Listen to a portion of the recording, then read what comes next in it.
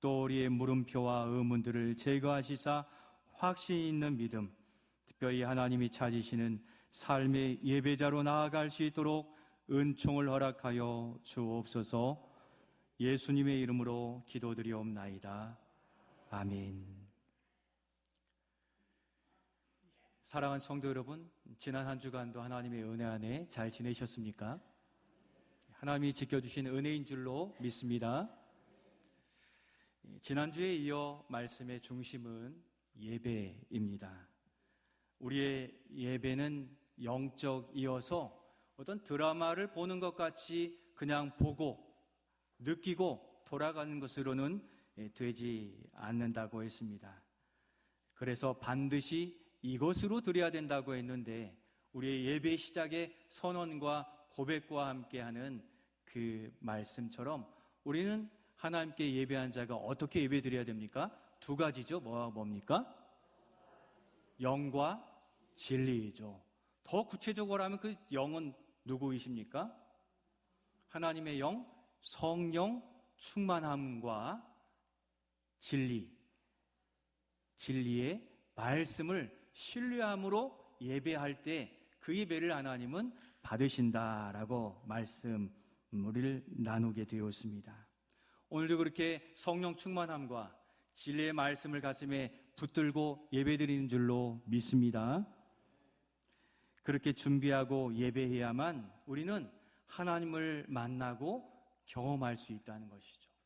그리고 우리의 예배를 받으시고 은혜를 공급해 주시는 것입니다.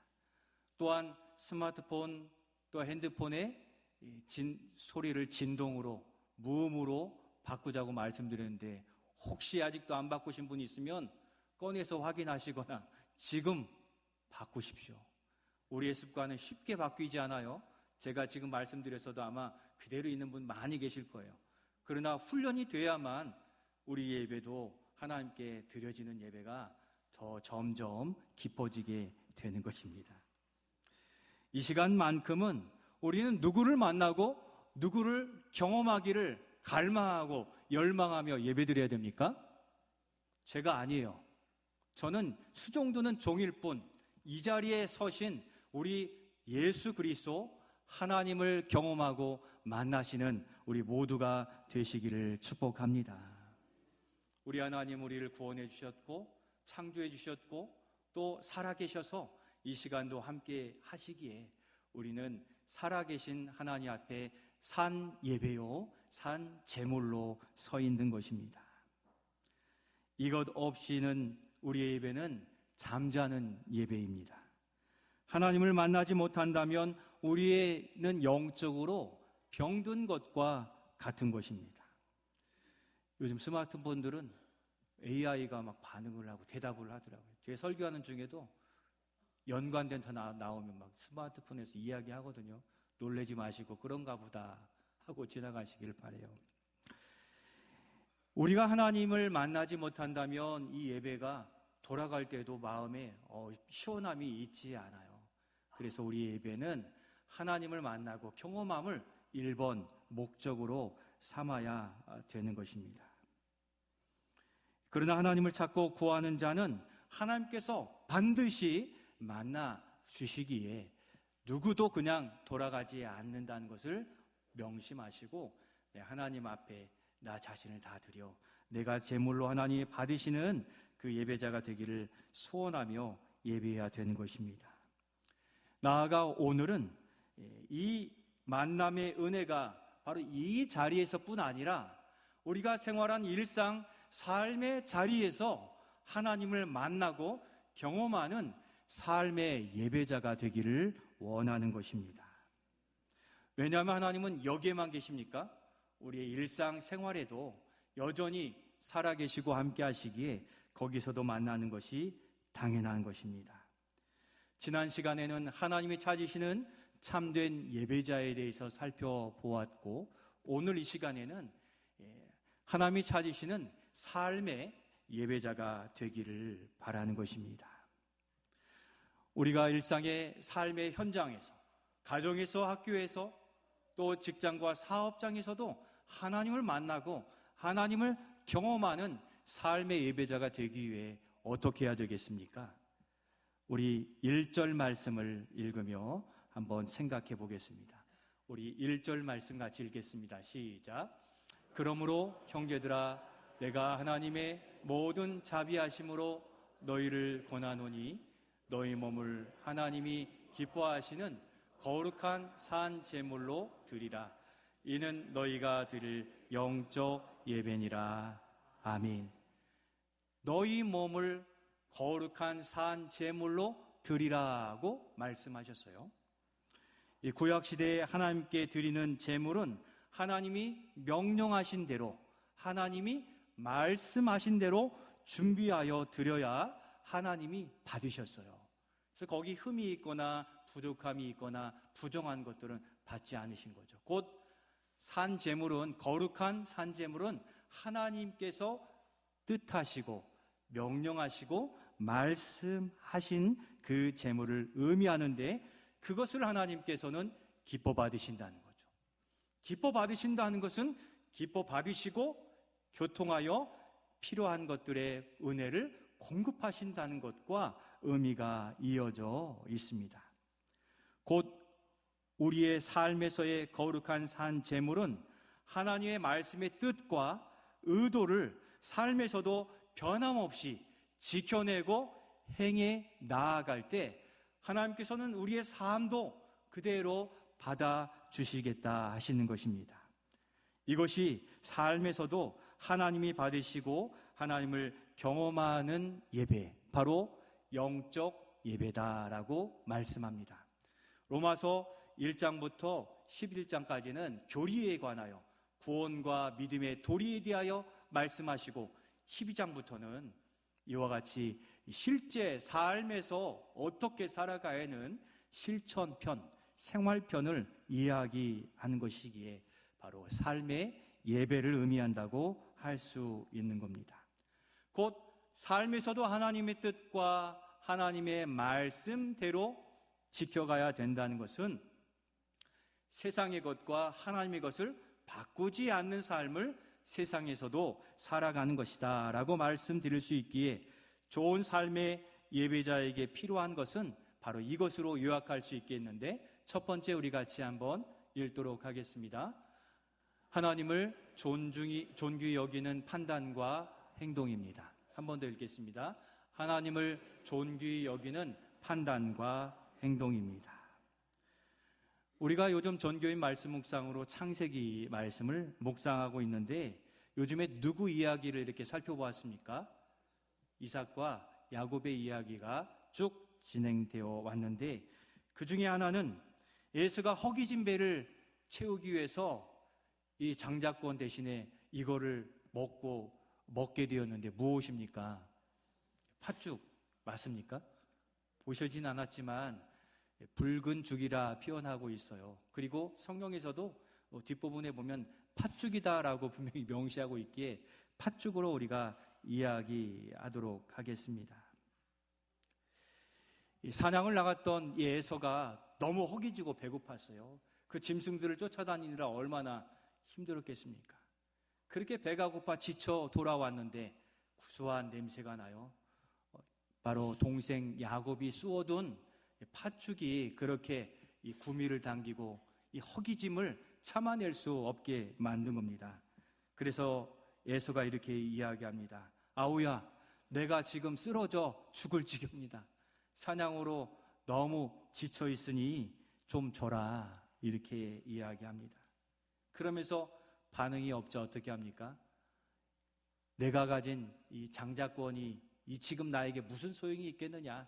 내가 이거 팥죽과 바꿀터이니 팔터이니 나에게 그 한 그릇만 먹여달라. 그렇게 이야기했습니다. 야곱은 잔꾀에 능하잖아요. 그냥 주면 언제 그랬어? 할까봐 어떻게 합니까? 맹세하라 그랬어요. 맹세하라. 하나님 앞에서 바꿀 수 없는, 돌이킬 수 없는 것으로 맹세하라 했는데, 이 에서는 이 배고픔을 견디지 못하고 이 팥죽과 장자권을 바꾸어 먹고 말았습니다. 실제 장자권이 눈에 보이지도 않고 지금 부모님 살아계시니 뭐 굳이 중요한 것처럼 중요한 것이 아닌가 할 수 있지만 장자권은 그래도 되는 게 아니었습니다. 특히 하나님 보시기에는 더욱 아니었던 겁니다. 이렇게 장자권을 판 것을 창세기 저자는 뭐라고 결론을 짓고 있습니까? 창세기 25장 34절 말씀을 우리 같이 한번 읽겠습니다. 시작. 야곱이 떡과 팥죽을 에서에게 주매 에서가 먹으며 마시고 일어나 갔으니 에서가 장자의 명분을 가볍게 여김이었더라. 아멘. 장자권과 팥죽을 바꾼 것이 장자권을 가볍게 여긴 것이라고 결론지어 이야기하고 있습니다. 장자권은 무엇입니까? 부모님의 전 재산을 상속받는 상속 권리인데 이것은 단순히 상속 권리를 넘어섭니다. 하나님께서 믿음의 사람들에게 주시는 믿음의 장자권은 믿음의 혈통과 대를 이어가는 언약의 큰 특권 중에 하나요. 하나님으로부터 왔다는 것에 큰 의미가 있는 것입니다. 그러니 그 언약을 한낱 먹을 것인 팥죽과 바꾼 것이 되었기에 이는 사실은 하나님의 것을 하찮게 여기는 것으로 하나님은 바라보시는 것입니다. 심지어 그것을 누가 주신 겁니까? 하나님이 주신 거잖아요. 그러니까 하나님을 없이 여기는 인간의 불신앙적인 그런 행위가 되고 만다는 것, 이것을 에서는 간과해버린 것입니다. 여러분, 이게 저의 해석이 아니에요. 신약 성경에서 이 사건을 구약의 저자보다 더 명확하게 해석해서 말씀하고 있는데 히브리서 12장 16절, 이 장자권을 판 거를 뭐라고 합니까? 같이 한번 읽겠습니다. 음행하는 자와 혹 한 그릇 음식을 위하여 장자의 명분을 판 에서와 같이 망령된 자가 없도록 살피라. 아멘. 그 장자권과 팥죽을 바꾼 것을 뭐라고 하십니까? 망령된 일이라고 하신 거예요. 여러분, 망령된 일을 우리가 하고 싶은 사람이 어디 있습니까? 그런데 그거를 알지를 못했던 것이고 정말 엄하게 신약 성경에서는 말씀하고 있는 겁니다. 팥죽을 위해 장자의 명분을 판 에서의 행동이 망령된 행동이었고 에서처럼 망령된 자가 되지 않도록 주의하고 너희들도 살펴보라고 하는 겁니다. 우리도 그럴 수 있다는 것이죠. 곧 우리의 삶에서 하나님의 것, 하나님이 명령하시고 맡기신 것을 기억하지 못하거나 세상의 것과 바꾸어서는 안 된다는 것이죠. 하나님을 가볍게 여기고 하나님을 잊어버리는 행위에 준한다는 것을 의미해주고 있습니다. 이 믿음의 장자권은 오늘 가정에서 믿음으로 살아가는 여기 있는 우리 모두가 에서와 같이 장자의 권한을 받은 믿음의 사람임을 기억하실 수 있기를 소원합니다. 우리가 영적인 부모로서 부모된 자이고 자녀이지만 후에 나중에 한 가정에 믿음의 장자권을 가진 혈통과 믿음의 언약을 이어가야 될 믿음의 사람이기 때문입니다. 그러니 믿음을 맡은 자로서 예배하는 것, 그리고 삶 속에서 그 예배를 지켜내는 것이 신앙인이고 또 하나님이 찾으시는 삶의 예배자가 되는 것입니다. 거기서 바로 하나님을 만나고 하나님을 경험할 수 있는데 하나님의 것을 귀하게 여기고 하나님이 주신 것을 나의 전부로 여기는 믿음으로 살아갈 때 하나님은 이 사람을 충성됨으로 여겨서 더 많은 것을 맡기시는 비밀의 은혜를 누리게 되는 것입니다. 사랑하는 성도 여러분, 하나님의 뜻과 또 하나 주신 사명을 삶에서 나타내는 하나님이 찾으시는 삶의 예배자가 되시기를 소원합니다. 우리에게 주신 믿음의 귀한 것, 또 신앙의 귀한 가치들을 잘 지켜내어 아무리 바쁘고 힘들더라도 바꾸어 망령되다 일컫는 받는 그러한 자가 되지 않도록 주의하고 살펴야 되는 것입니다. 망령된 자가 없도록 살피라고 하셨습니다. 하나님의 뜻과 하나님의 것을 세상과 바꾸는 그것을 망령된 행위라고 했습니다. 혹시 우리가 아프고 힘들고 급하고 어렵고 또 고통스럽다 하더라도 모면하기 위해 하나님의 계획과 뜻, 또 맡기신 사명을 팔아버리거나 잊어버리고 살고 있지는 않습니까? 그저 주의 일에만 하나님의 사람처럼 살고 남은 6일은 세상 사람처럼 살고 있다면 우리는 6일을 팔아버린 것과 다름이 없다는 것입니다. 남은 6일은 하나님의 사람답게 살지 않는 것이 망령된 행위가 될 수 있는 것인데 왜 그렇습니까? 하나님을 잊어버린 것이 되기 때문에 그러한 것입니다. 이제부터는 아무리 급해도 믿음의 사람으로 지킬 것은 반드시 지켜내는 신앙인이 되시기를 소원합니다. 이미 하나님께서는 우리에게 세상 사람들이 참여할 수 없는 이 거룩하고 복된 예배를 우리에게 허락해 주시고 맡겨 주셨어요. 하나님을 경험하고 만나는 이 예배를 아무리 바쁘고 힘들어도 우리가 있는 곳에서 예배하기를 하나님이 기뻐하시는데 오늘도 이렇게 먼 지역에서 이 전주를 찾아오셨다가 교회를 방문하 예배드리는 바로 이것이 삶의 참된 예배자가 되는 줄로 믿습니다.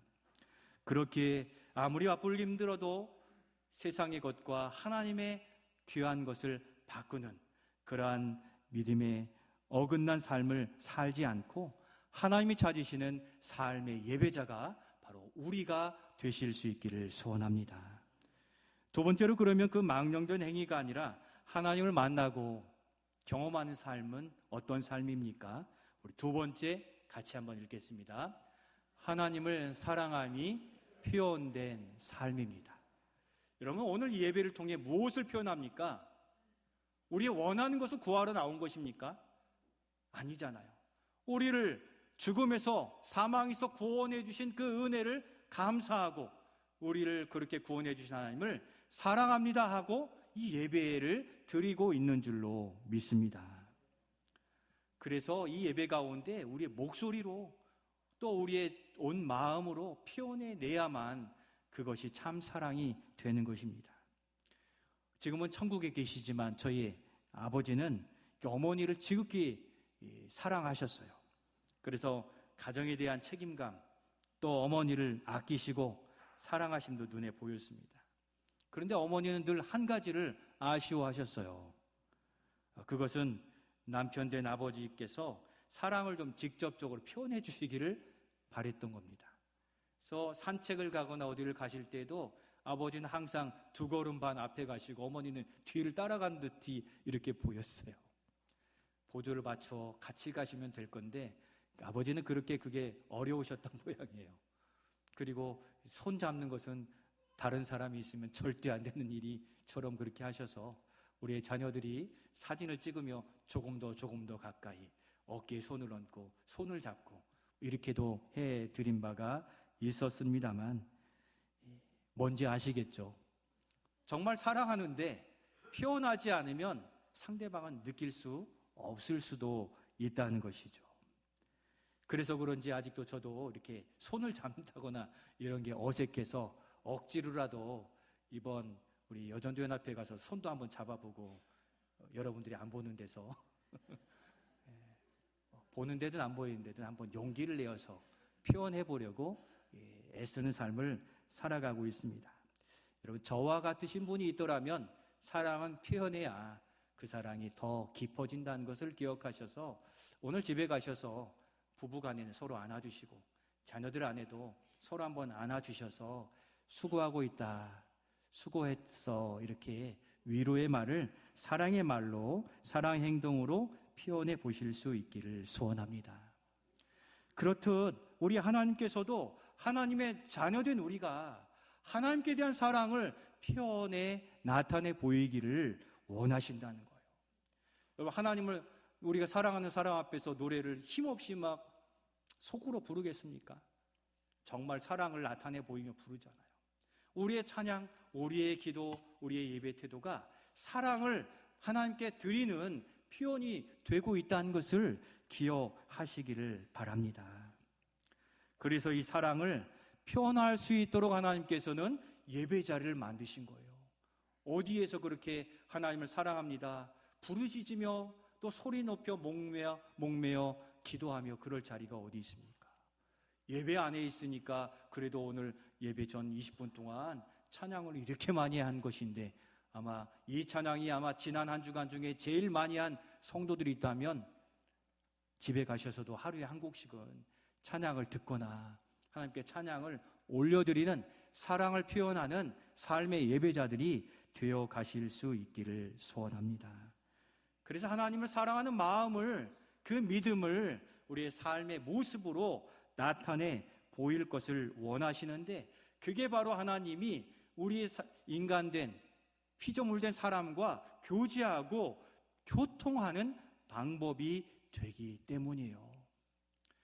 찬양을 부르는 그 가사 속에서 성령이 역사하시면 눈물이 펑펑 쏟아지고 위로가 되고 샘을 얻는 이유가 어디 있습니까? 하나님이 그 사랑을 받으셨기에 내가 너를 사랑한단다 하는 말씀 속에서 큰 위로가 되는 것이죠. 그런데 그 사랑을 어떻게 하라고 하십니까? 오늘 3절 말씀을 같이 읽겠습니다. 3절 말씀입니다. 내게 주신 은혜로 말미암아 너희 각 사람에게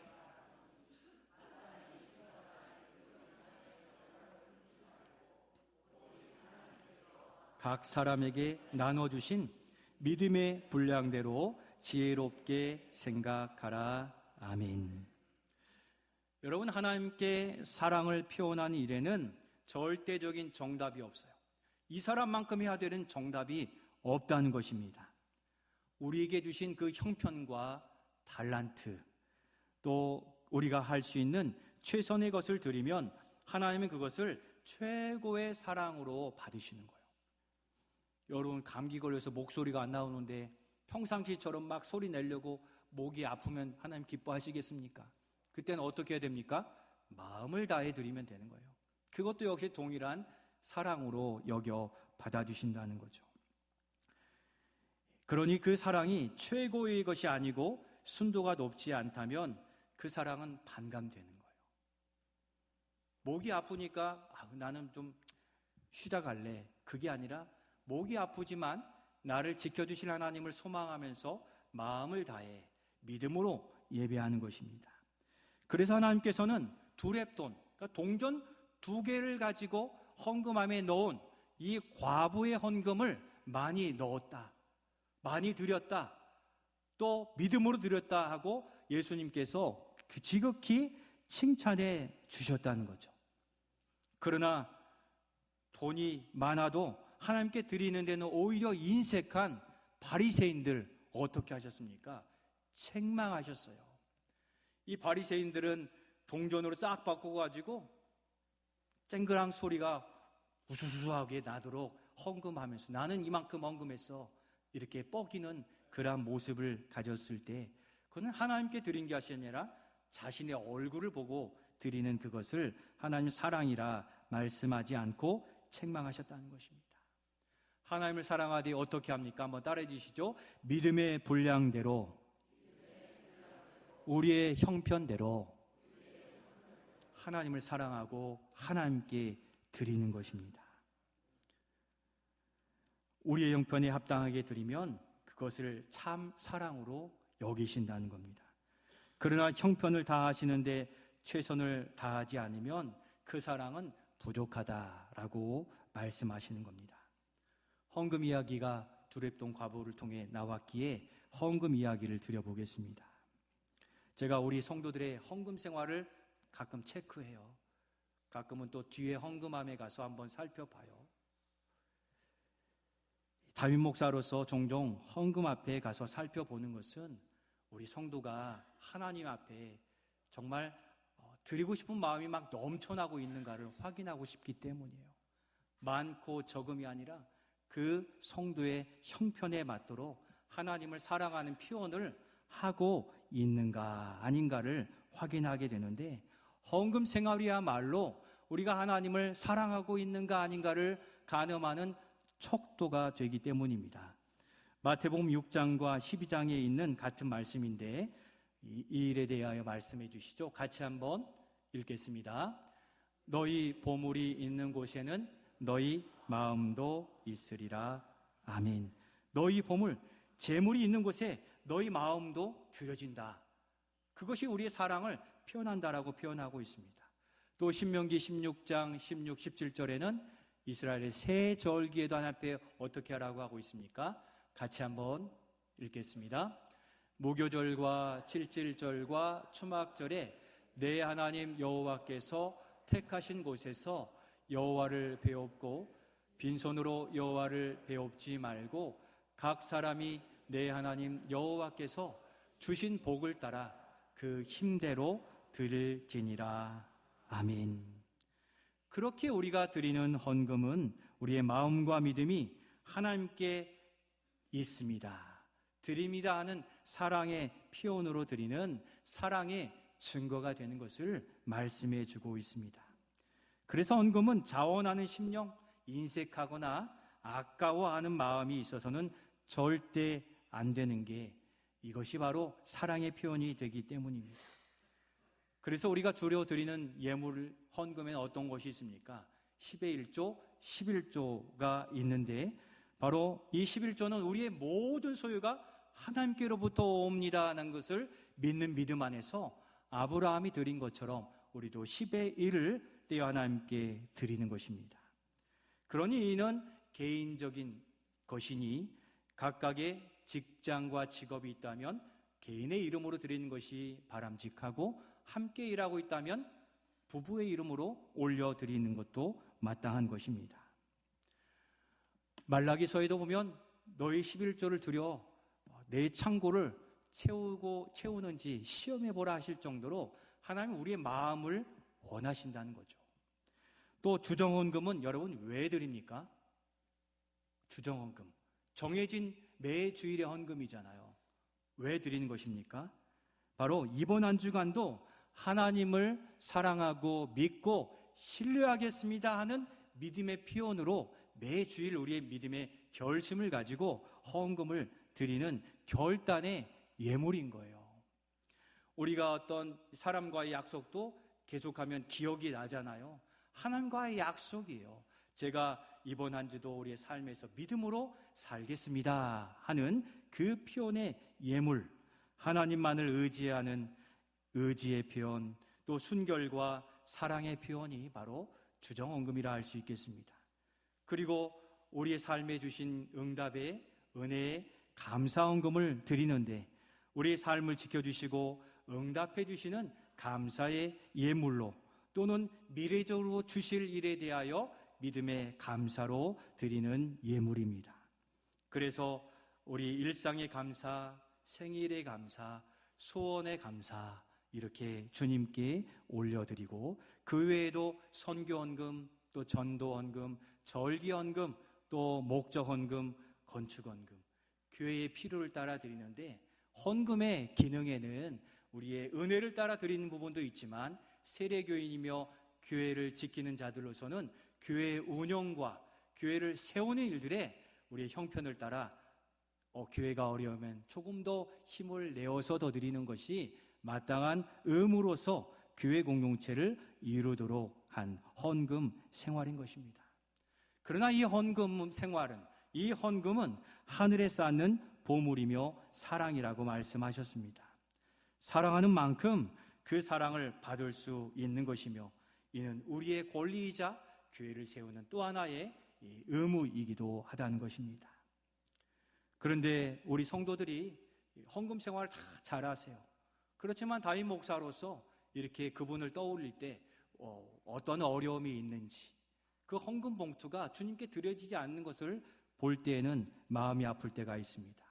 그 마음을 담아 함께 드림에 어떠한 거리낌이 있고 불편함이 있고 어려움이 있을까 하는 마음을 가지게 되는데 여러분 두렙돈 과부를 기억하며 오늘의 믿음의 분량이라는 단어를 말씀을 기억하시면서 이제 다시 하나님을 사랑하는 그 표현인 헌금 생활 다시 시작해 가실 수 있기를 소원합니다.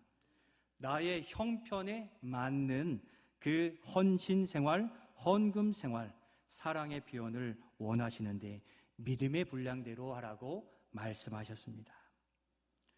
헌금 생활이 안 되면 헌신도 쉽지 않습니다. 하나님께 드려본 사람만이 또 더 드릴 수 있는 이 배짱이 생기게 되기 때문입니다. 이 일의 악한 영들은 아깝게 여기고 헌신을 멈추게 하려고 애쓰거든요. 그 말은 하나님께 사랑받지 못하게, 하나님을 경험하지 못하게 하는 이 악한 영들의 술수라는 것입니다. 헌금을 예로 들었는데요. 여러분, 하나님을 사랑하는 여러 표현들이 있는데 무엇입니까? 우리가 생활하는 그 공간에서도 하나님을 기억하는 삶이 삶의 예배입니다. 또 나의 가정과 학교, 직장에서 하나님을 기억하여 뜻대로 살려고 말씀을 묵상하고 또 하루를 의지하여 기도하고 찬양하는 삶이 바로 하나님을 사랑하는 표현이요 삶의 예배가 된다는 것입니다. 그리고 주신 사명을 기쁘게 감당하고 봉사와 섬김의 삶을 살아감으로 하나님께서 그리고 세상 사람들이 우리가 예수님의 제자인 것을 분명하게 알아내는 증거가 또한 된다는 것입니다. 성도 여러분, 오늘 나의 신앙생활이 하나님을 향한 사랑의 직접적인 표현인 것을 아시고 멈췄거나 잃어버린 신앙을 다시 회복해 가시기를 축복합니다. 한 가지 예화를 들며 말씀을 마치러 갑니다. 지난주에 EBS PD 로그라는 이 프로그램을 시청하게 되었습니다. 거기에 보니까 행복한 빵 아저씨가 나와요.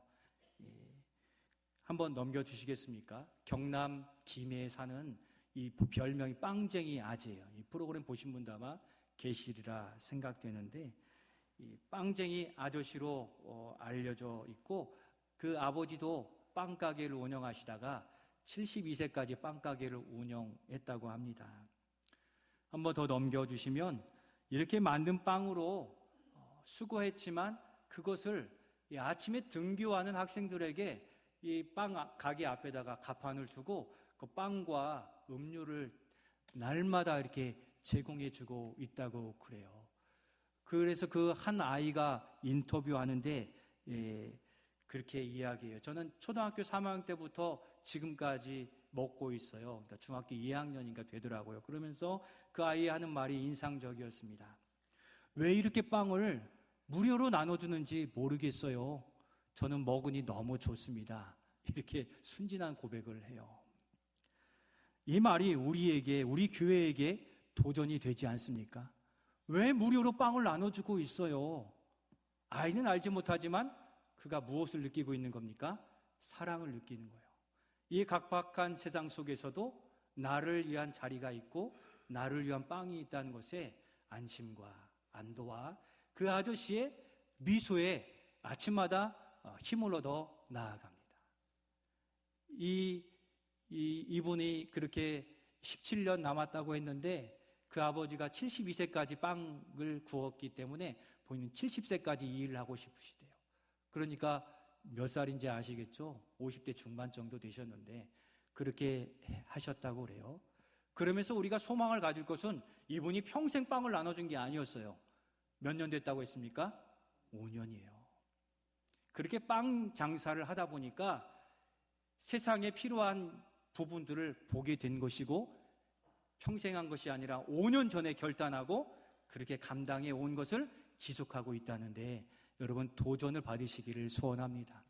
평생의 날 동안 우리 신앙생활에도 깨닫게 하시는 그때 결단하면 우리도 지금부터 횟수를 세워가면 우리 빵쟁이 아저씨보다 더 아름다운 믿음의 사랑을 이 세상에 나타내 보일 수가 있는 것입니다.